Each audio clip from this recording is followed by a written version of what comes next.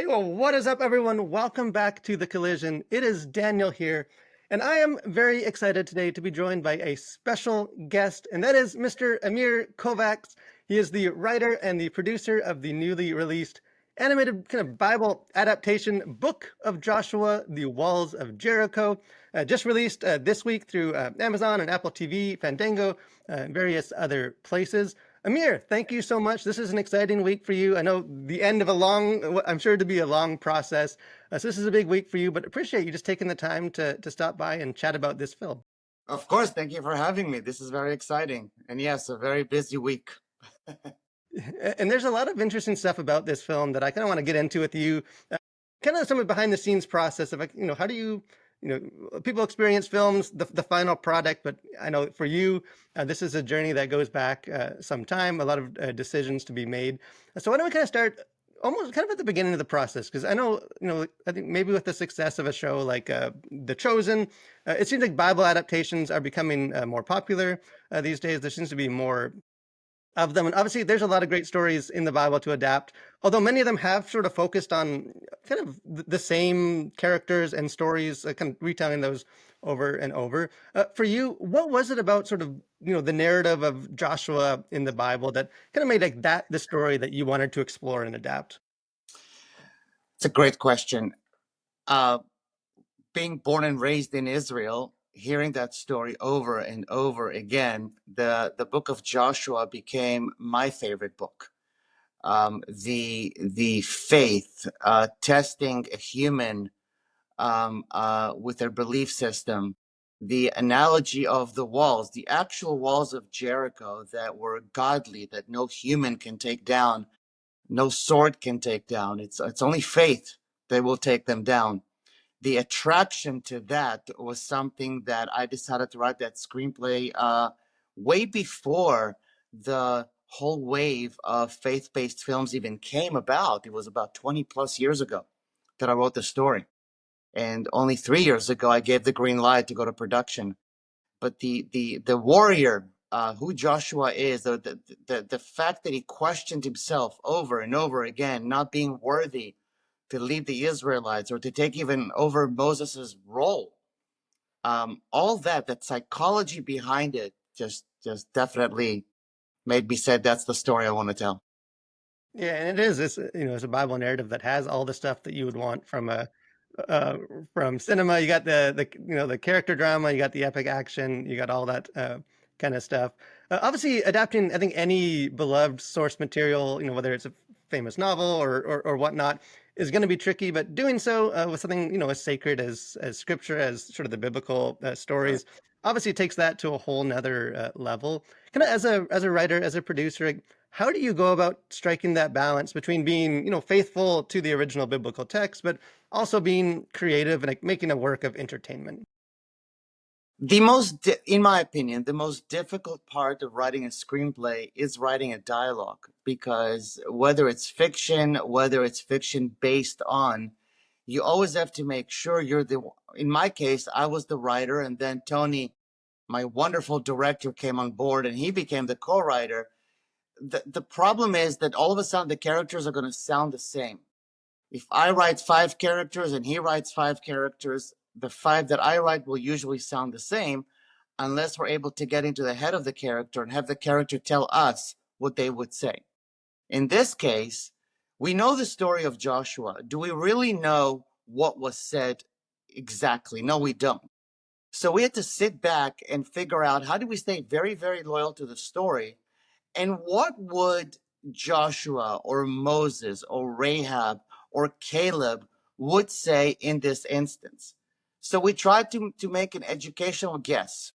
What would be the right thing to say without jeopardizing the story itself? And I think we did a pretty good job based on the critiques that we received, that we stayed very, very loyal to the story. And to your point, yes, it's very challenging.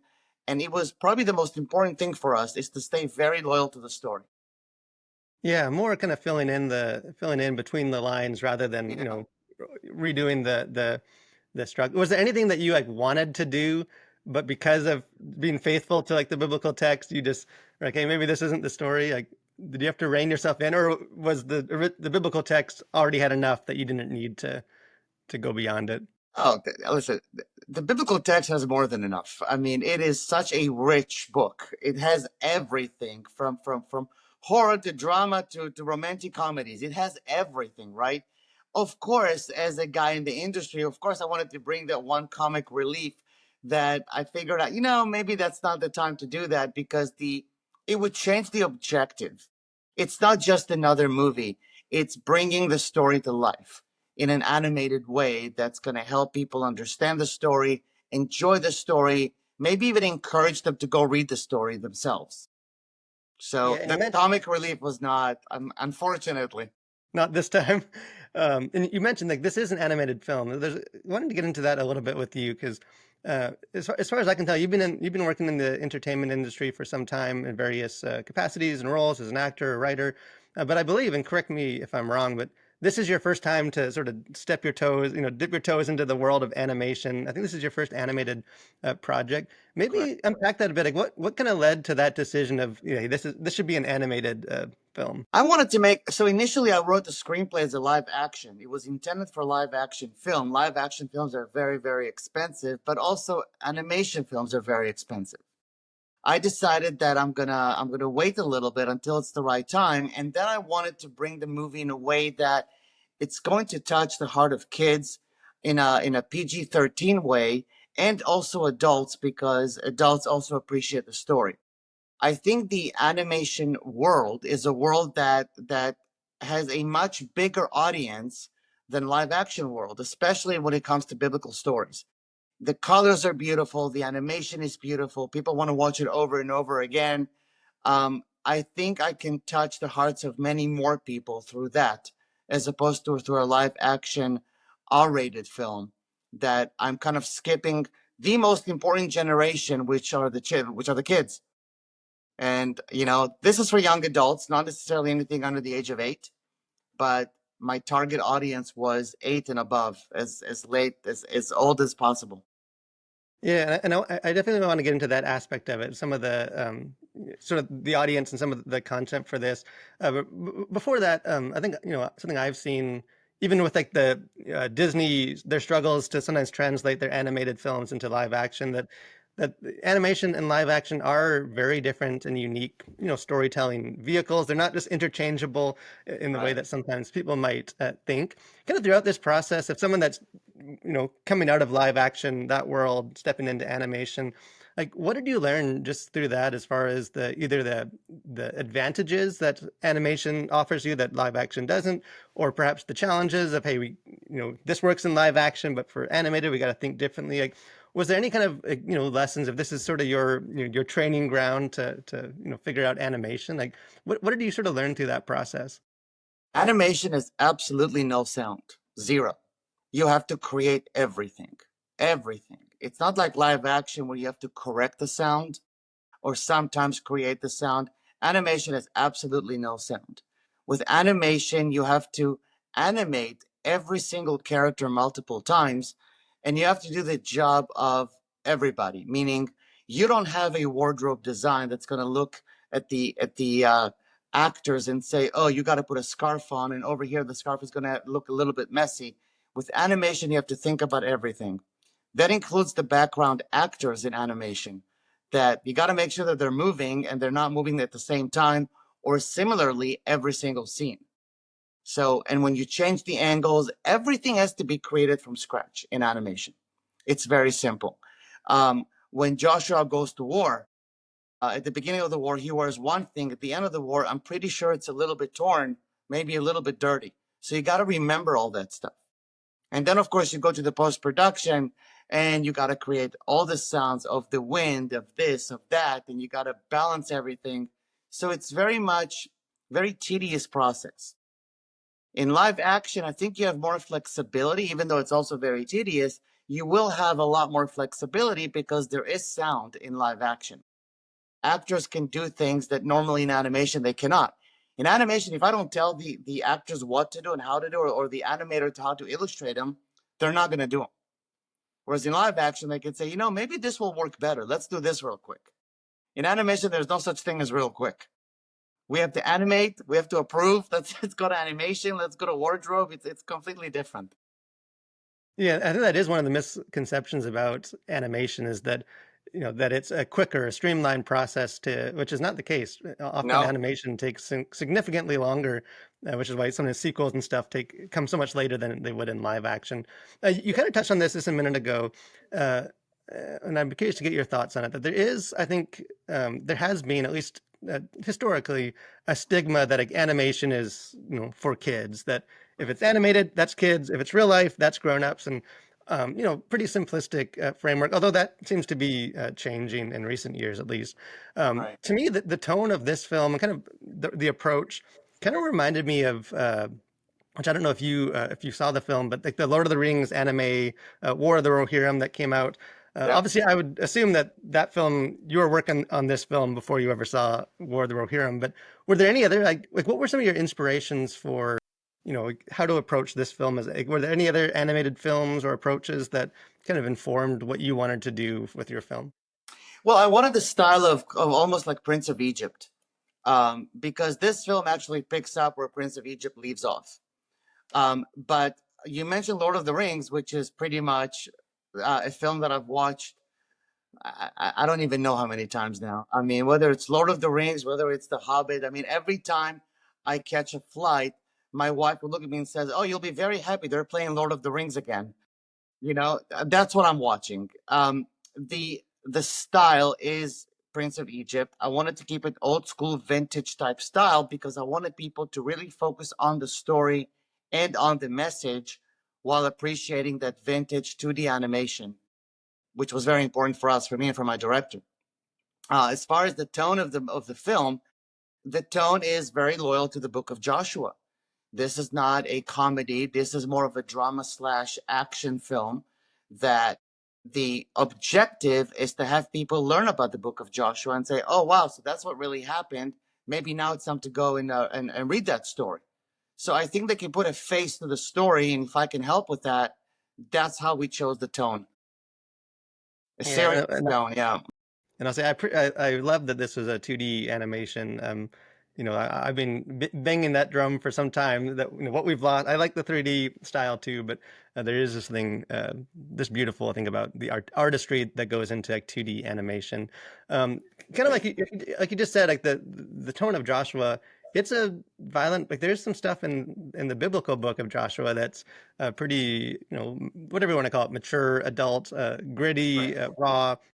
And so I wanted to touch on this sort of the content of the so-called content of the violence, the sexuality, some of that stuff right, in this film, because there is always, at least to me, being like a bit of an irony that I think if you made like a fully faithful adaptation of the Bible, then like many Christians wouldn't want like, be able to watch it or feel comfortable because there is sort of that divide between it's in the Bible, but like we don't necessarily want that in our entertainment. And this, to be clear, anyone watching, this isn't like an overly gratuitous film that you've made by any means. It's right, not that, but it does to me. It does push that boundary, I think, further than a lot of faith-based biblical adaptation, at least particularly with animation. How did you sort of approach that? Like what were those sort of conversations like as far as depicting sort of the more graphic aspects that are faithful to the biblical text in a way that doesn't necessarily go like too far outside of what might be like audience expectations in that right. sense? So I've before I made this movie, I actually made the graphic novel, and the graphic novel is really one third of this movie. And in the graphic novel, I kept everything as I have written before, which was a much more rated R film that included everything. And to me, that was kind of a way to test the audience. And I gave it to pastors in Atlanta, in the Southeast, where I lived for many, many years, from Atlanta to to Tuscaloosa, Alabama, Auburn, all the way the Bible Belt, as well as California, as well as rabbis. And I kind of got the feedback. And to your point, yes, a lot of them said, we understand that all that is recorded in the book of Joshua, but we may not want to see all that. Why? Because we're aware of it. So our kids will have time in their lives to read it again and again and again and have their own opinion of what exactly happened. And I happen to agree with that. So when I took this screenplay with my director, we said we have to tone this down completely. We toned down all the violence completely, even though there's, of course, it is a war, many battle type story. So we have to show the battles, and people do enjoy those. Sexuality, we toned down completely. There is nothing sexual in this movie. You see Rahab, you know who she is. We toned her profession down. She owns an inn. I don't want to reveal too much. She is wearing a garment that shows just a tiny bit of skin in her little abdomen and her legs, but that's about it. And we've tested that, and the same people that initially said the book has too much sexuality now completely accepted this film, and that's anything from youth pastors to adult pastors to big churches in America, and they absolutely love it. So to me, I'm showing a symbolism, and it's up to you to go and read about it more and conclude whatever you want to conclude. Yeah, and I have two 10-year-old twin boys, and as a father, I would be perfectly comfortable with them watching this film. But yeah, but it does distinguish itself from having a bit more, even though it's, as you say, toned down from maybe the original. You still have a bit more of that violence and realism than you might expect from some of the other sort of animated biblical adaptations. As Right. far as this audience is, whether they're young, whether they're adults, kind of what do you hope, like, someone they rent this on Amazon this weekend, they watch it. Like, as the writer, like the producer of this film, like, what sort of in your mind of, and obviously the experience is going to be different depending on who's watching, but Right. like, what is sort of the thing that you sort of hope that they take away? The end credits have rolled. Like, what is sort of your hope for that?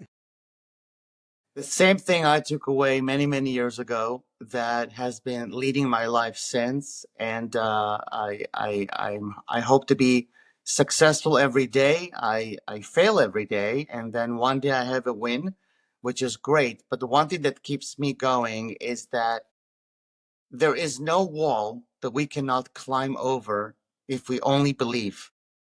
That's that's what leads me in life at this point, and since I was 18 years old. That was told to me one time by a man that I highly respect. And he said, as long as you believe in yourself and as long as you believe in something greater than yourself, there's no challenge in your life that you cannot overcome.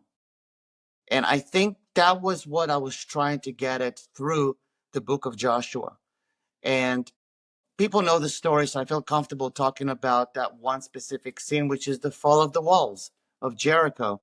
That they were so massive, they were so big that there's no way a human can take them down. No, absolutely no way. But with faith, they'll come down, and they came down. They came down fairly quickly, just because they believed, and that's what God intended for them. That's what God wanted to see. Do you believe? And if you believe, then I'll show you what I can do with you. So that's the point that I want people to take out of this story. On top of course, enjoying a beautiful animation and artwork that we put a lot of work into it. But that's the point. That as long as you believe, things will be just fine. Yeah, and it is. It's a powerful story in that way. It's obviously it's historical narrative, but the metaphors and the imagery, I think is applicable beyond just that. Maybe this last question for you, just as far as like future hopes for this. This is Book of Joshua, subtitle The Walls of Jericho. Is the plan that there's going to be additional films to continue sort of the Book of Joshua, or like, what is sort of your hopes and plans for the rest of this? We're already working on the second and third. Okay. Yep. We have to show when the sun stood still. That's we have to show this. You know, we're already discussing how we're going to show it in a way that it's not just the sun standing still. There has to be more to it.